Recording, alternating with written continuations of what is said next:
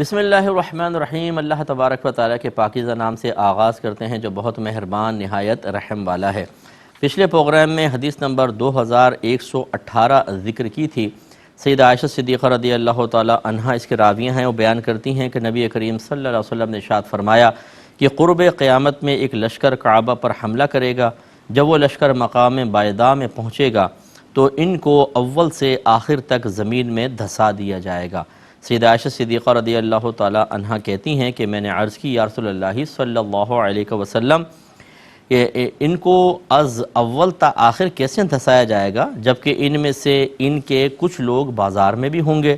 اور وہ لوگ بھی ہوں گے جو اس لشکر میں سے نہیں ہیں، یعنی غلام وغیرہ جن کے ساتھ ہوں گے۔ تو نبی کریم صلی اللہ علیہ وسلم نے فرمایا کہ ان کو اول تا آخر دھسا دیا جائے گا، پھر ان کو ان کی نیتوں کے مطابق اٹھایا جائے گا۔ تو اس کے باقی میں تمام عمر تقریباً کلام کر چکا ہوں، ایک بس نقطے پہ اور بات کر لیتے ہیں کہ جب کوئی بڑا ہمارے سامنے کوئی بات بیان کرتا ہے، پاسبل ہے کہ اس کی اس گفتگو سے ہمیں کچھ باتیں تسلی بخش حاصل ہوں اور کچھ باتیں ایسی ہوں کہ جو سوال طلب ہوتی ہیں، یعنی ہمارا مکمل طور پر دل مطمئن نہیں ہوتا اور ہمیں کچھ سیکھنا ہوتا ہے، تو ایسی صورت میں دائرہ ادب میں رہ کر کویسچن کرنے میں کوئی حرج نہیں ہے، لیکن یہ ضرور ہے کہ سامنے والے کی طبیعت، کیفیت، وقت اور موقع، ان تمام چیزوں کو دیکھا جائے۔ مثال کے طور پہ اگر جیسے اب پہلے تو ہم یہ دیکھ لیتے ہیں جو میں نے بات کہی اس کے مطابق سرکار نے ایک جملہ کہا،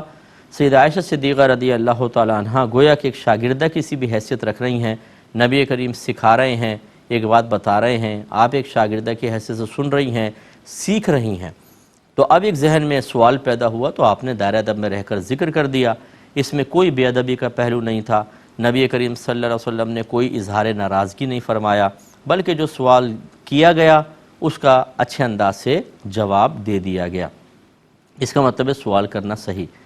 اب ہماری والدہ نے جو سوال کیا یہ برمحل تھا، موقع محل کے مطابق تھا، سرکار بات بیان فرما رہے ہیں اور غالباً سیدہ عائشہ اس کی روایت کر رہی ہیں تو سامنے بات بیان کر رہے ہیں، کوئی صحابہ کے ساتھ نہیں بیٹھے ہوئے مسجد میں، اور وہ بات بیان کی، سیدہ عائشہ نے کویسچن کر لیا۔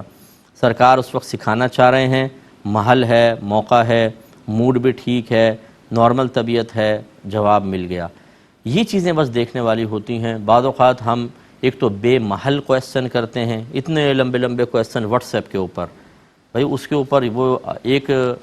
باہم رابطے کا ذریعہ تو ہے لیکن وہ دارالافتاء نہیں ہے۔ ہاں اگر کوئی ایک گروپ بنا ہوا ہے کہ وہ آفر کرتے ہیں آپ کو کہ ہمارے ہاں مفتیان کرام ہیں اور آپ ان سے کویسچن کر لیں، یہ ہے محل، یہ اس جگہ۔ اب چاہے واٹس ایپ کے اوپر گروپ بنا ہو، آپ ان کو کویسچن بھیج سکتے ہیں، چاہے کتنے طویل ہوں چھوٹے ہوں، ٹھیک ہے وہ صحیح ہے، لیکن جب ایسا دارالافتاء وغیرہ نہیں ہے، آپ کسی عالم سے کانٹیکٹ میں ہیں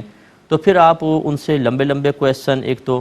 یہ ادب نہیں ہے۔ مطلب ہم کسی ڈاکٹر کو کبھی ایسا نہیں ہوگا کہ اس کو مطلب میسج کر کے اس سے علاج کروا رہے ہوں۔ ہم کلینک جاتے ہیں، بیٹھتے ہیں، انتظار کرتے ہیں، وقت آتا ہے، چیک اپ ہوتا ہے، دوا لکھی جاتی ہے، خریدتے ہیں، پھر اپنا اس دوا کو پیتے ہیں، اور اگر مطلب خدا نخواستہ ایڈمٹ ہونا پڑے تو پھر وہاں پر رکنا پڑتا ہے۔ ایسی کسی وکیل سے تھوڑی بہت مشاورت تو چل جاتی ہے، لیکن جب باقاعدہ آپ کو کیس لڑنا ہوتا ہے تو آپ اس کے آفس میں جاتے ہیں، وکالت نامہ بھرتے ہیں، ایفیڈیوٹ فل کیا جاتا ہے، جمع کرایا جاتا ہے، اور اس کے بعد پھر معاملات آگے چلتے ہیں۔ لیکن دین ایک ایسا ہے کہ ہم چاہتے ہیں گھر بیٹھے بڑی آسانی سے ہمیں حاصل ہو جائے، تو پھر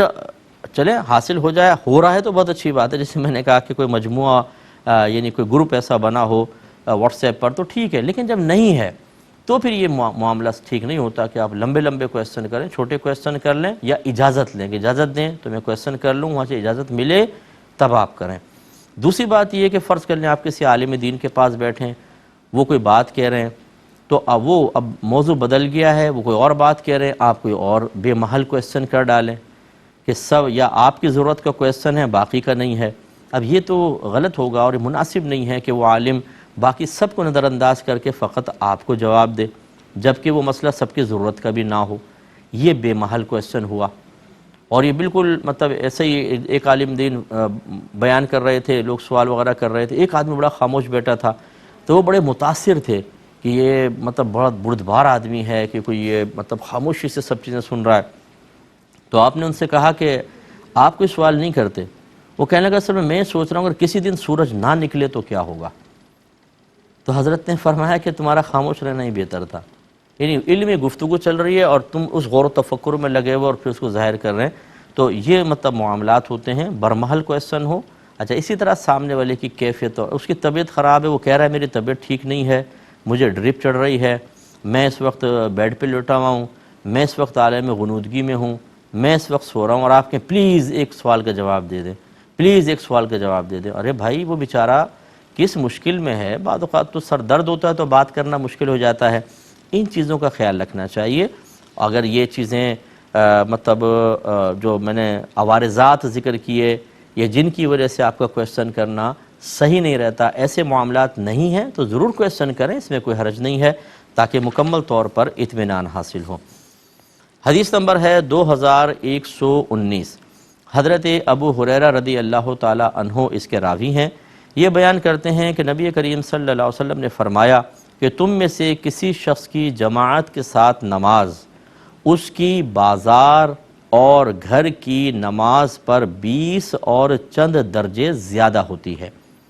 یعنی اگر کوئی شخص گھر میں نماز پڑھ لے یا بازار میں نماز پڑھ لے تو اس کو ثواب تو ملے گا، لیکن وہ شخص اگر مسجد میں جا کے با جماعت نماز پڑھے تو اس سے 20 گنا سے بھی زیادہ ثواب ملے گا۔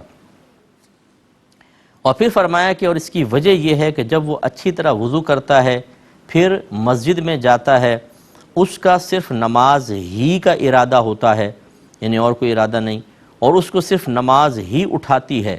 تو وہ جو قدم بھی چلتا ہے اس کے سبب سے اس کا ایک درجہ بلند کیا جاتا ہے یا اس کا ایک گناہ مٹا دیا جاتا ہے،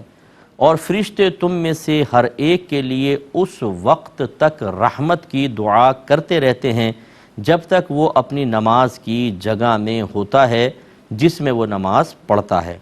فرشتے دعا کرتے ہیں اے اللہ اس پر رحمت نازل فرما، اے اللہ اس پر رحم کر، جب تک وہ شخص اس جگہ اپنا وضو نہیں توڑتا اور جب تک وہاں فرشتوں کو ایذا نہیں دیتا۔ اور فرمایا کہ تم میں سے ہر شخص کا اس وقت تک نماز میں شمار ہوتا ہے جب تک کہ نماز اس کو روکے رکھتی ہے۔ تو اس سے دیکھیں ایک مسئلہ تو یہ پتہ چلا کہ اگر کوئی جماعت چھوڑ کے گھر میں نماز پڑھے تو بہرحال نماز ہو جاتی ہے، ایسی کوئی اگر بازار میں اپنی دکان میں نماز پڑھ لے مسجد تک نہ جائے تو بہرحال نماز ہو جائے گی، کیونکہ نبی کریم نے یہ نہیں فرمایا کہ اس کی نماز ہی نہیں ہوتی، بلکہ فرمایا کہ کم ثواب ہوگا، مسجد میں جا کے پڑھتا تو 20 گنا زیادہ ثواب ملتا، اور اس کی وجوہات بھی ذکر کی جس پہ ہم کلام کریں گے۔ اس کا مطلب یہ ہوا کہ مرد کو چاہیے اگر کوئی صحیح شرعی عذر نہ ہو تو وہ مسجد میں جا کر نماز پڑھے تو اس کو ثواب زیادہ ملے گا۔ اپنے گھر پہ اگر نماز پڑھیں گے بعض صورتوں میں، جیسے کرونا وائرس کا مسئلہ ہے، 50 سے ابو جو حضرات ہیں اگر وہ اپنے گھر پہ نماز پڑھتے ہیں اس وقت نہیں جاتے ہیں مسجد کے اندر آج کل کے دور میں خاص طور پر، تو گنجائش نکلتی ہے، صحیح شرعی عذر کہلائے گا کہ اگر وہ بالفرض وہاں پر نہیں جاتے تو جمعہ میں جائیں، تو کیونکہ جمعہ گھر میں نہیں ہو سکتا تو بہت زیادہ SOPs کا خیال رکھ کر جائیں تو یہ بہت اچھا، اور وہاں پہ ماسک پہن کے بھی آپ نماز پڑھ سکتے ہیں۔ اگر مسجد کمیٹی یا آپ کی گورنمنٹ یہ لازم کر دیتی ہے کہ فاصلہ رکھ کر، جیسے 6 فٹ کا فاصلہ کہا گیا ہے یا 7 کھڑے ہیں تو 3 فٹ کا کم از کم فاصلہ رکھیں، تو اس کو آپ بالکل فالو کر سکتے ہیں، آپ کی نماز بلا کراہت جائز ہوگی۔ تو لیکن اگر کوئی صحیح شرعی عذر نہ ہو تو پھر مسجد میں جا کر نماز پڑھنا فقہ حنفی کے روشنی میں واجب عین ہے، یعنی ہر عاقل بالغ مسلمان مرد کے اوپر واجب ہے کہ مسجد میں جا کر نماز ادا کرے۔ لیکن یہ میں آپ سے گزارش کر دیتا ہوں کہ اگر کوئی مسجد میں نہیں آتا تو ہمیں اس پر فوری طور پہ بدگمانی کی ضرورت نہیں ہے، ہو سکتا ہے کہ اس کے ساتھ صحیح شرعی عذر ہو اور وہ اپنا عذر ظاہر بھی نہ کرنا چاہتا ہو، تو پھر یہ کرنا کہ جی آپ کو کبھی مسجد میں دیکھا نہیں ہے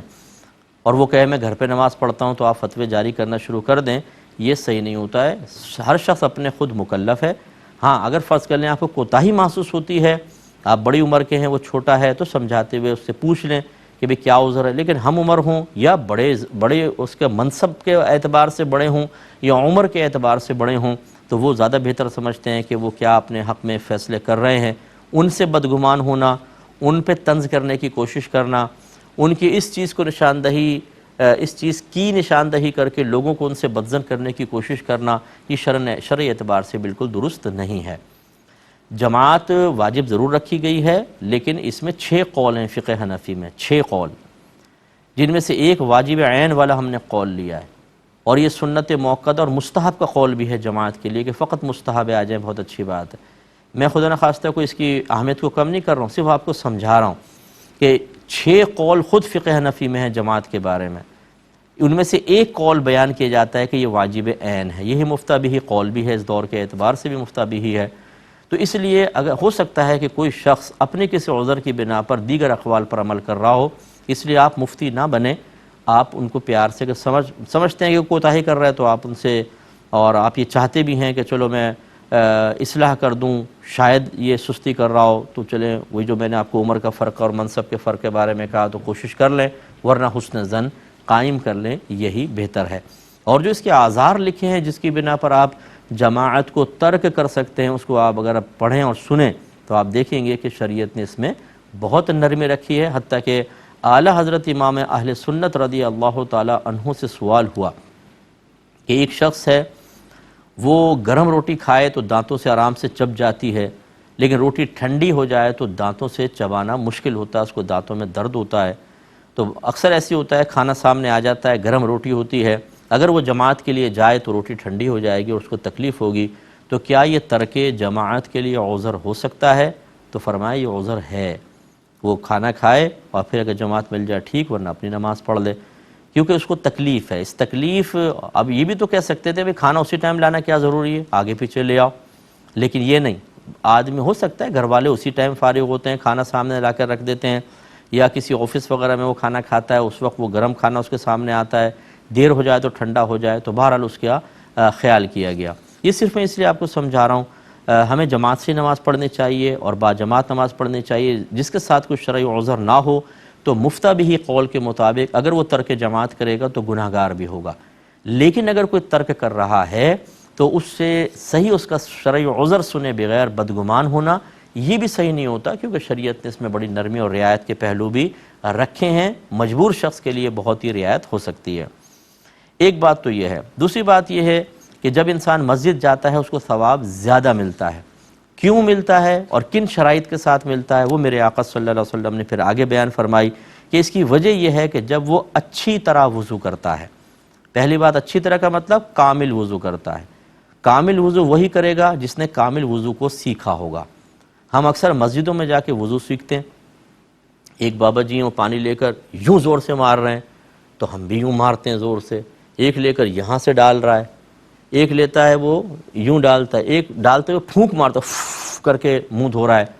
ہمیں نہیں پتہ ہوتا کہ اس میں سنت کے مطابق طریقہ کون سا ہے۔ ایک آدمی ہے پورا نلکا کھول کے یوں ہاتھ ڈالے جا رہا ہے، پھر یہ اس کو کر رہا ہے، اور پھر یہ دھونے کے بعد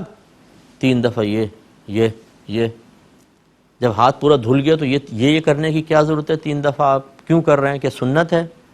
کچھ پتہ نہیں، بس بچے دیکھتے ہیں اور سیکھ لیتے ہیں، اور پھر یہی آگے چلتا رہتا ہے۔ اب وہ حتیٰ کہ بوڑھے ہو جاتے ہیں لیکن کبھی کسی عالم دین سے انہوں نے وضو نہیں سیکھا ہوتا، کبھی کسی کو جو صحیح وضو کرنے والا ہے اس کو دکھایا نہیں ہوتا کہ دیکھنا میرا وضو کامل ہے کہ نہیں ہے۔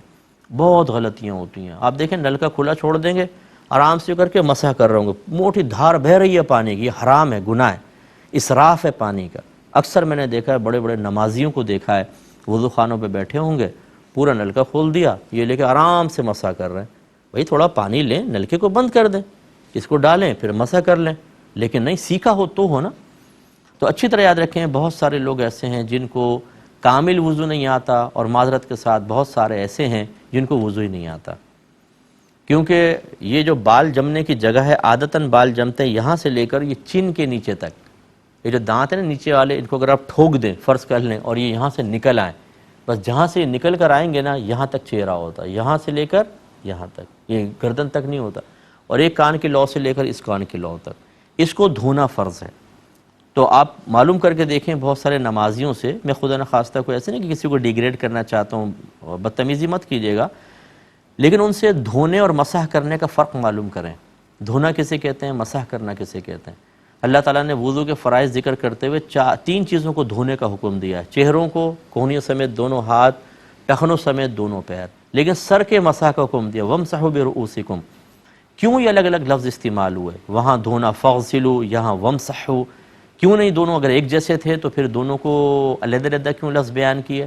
اس کا مطلب ہے دونوں لفظ علیحدہ ہیں تو دونوں کی ڈیفینیشن بھی علیحدہ ہوگی، دونوں کے لیے فعل بھی علیحدہ ہوگا، لیکن اکثر ہمارے لوگ اس کے فرق کو نہیں جانتے، لہٰذا میں نے دیکھا ہے یہاں پہ پانی ڈالتے ہیں، یہاں سے بہہ جاتا ہے اور پیشانی کا صرف مسح کر رہے ہوتے ہیں، اس طریقے سے وضو نہیں ہوا کرتا۔ یہ ہماری بہنیں ہوتی ہیں، ان کے تو چہرے بھی یہاں سے خشک رہ جاتے ہیں، بعض اوقات تو میں نے دیکھا خاص طور پہ جب بیسن پہ کھڑے ہو کر وضو کر رہی ہوں تو کامل وضو نہیں ہوتا، تو یہ وضو ہی نہیں ہو تو پھر کیا کیسے ہوگا؟ تو خدا را میں آپ سب سے گزارش کرتا ہوں کہ کامل وضو سیکھیں، کسی اچھے عالم دین سے سیکھ لیں، یا آپ اگر جیسے کیو ٹی وی وغیرہ پر کوئی وضو کا طریقہ سکھایا جا رہا ہو وہ اچھی طرح غور سے سنیں، یا یوٹیوب پر میرا بھی اس میں دیکھ لیجئے گا، یوٹیوب پر وضو کرنے کا طریقہ ذرا دیکھ لیجئے گا، اس کے مطابق وضو کر لیں، یہ بہتر ہے۔ پھر سرکار نے ارشاد فرمایا پھر مسجد جاتا ہے اس کا صرف نماز ہی کا ارادہ ہوتا ہے اور اس کو صرف نماز ہی اٹھاتی ہے، اس کا مطلب ہے اخلاص بھی شرط ہے، ریاکاری نہ ہو، دکھاوا کہ یار نہیں جاؤں گا تو لوگ کہیں گے جی آج نماز میں نہیں آئے، 5 سال سے ایک بھی ناغہ نہیں کی، آج نہیں آئے، اس بات کو نبھانے کے لیے بعض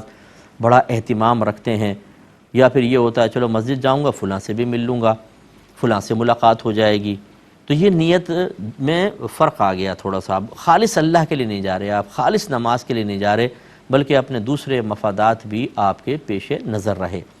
اگر فرض کر لیں یہی آپ کا ارادہ ہے کہ مسجد جاؤں گا نماز بھی پڑھ لوں گا اور فلاں شخص سے ملاقات بھی ہو جائے گی، تھوڑی پیمنٹ وغیرہ لینی ہے بات ہو جائے گی، تو اس کو آپ ذہن سے نکال دیں وقتی طور پر کہ میں اس سے ملاقات بھی کروں گا، پیمنٹ نکال، آپ صرف یہ ارادہ کریں میں نماز پڑھنے جا رہا ہوں، پھر ضمناً کوئی ہوگی چیز تو دیکھی جائے گی، ذرا ارادہ مضبوط کریں گے تو انشاءاللہ ہو جائے گا، خالصتاً اسی ارادے کے ساتھ وہاں پر جائیں۔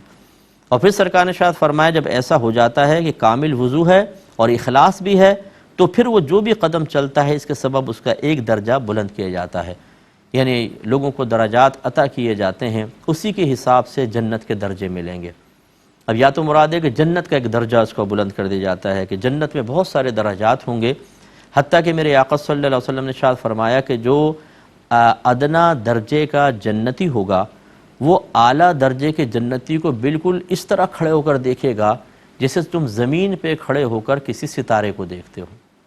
اتنا اونچا درجہ ہوگا اس کا، آپ اندازہ کریں کتنے اونچا درجہ، تو یہ درجے بڑھیں گے اس سے، تو کوشش کرنی چاہیے کہ ہمیں نماز جماعت کا اہتمام کریں۔ حدیث کے باقی حصے پہ انشاءاللہ نیکسٹ پروگرام میں کلام کریں گے۔ وآخر دعوانا ان الحمدللہ رب العالمین۔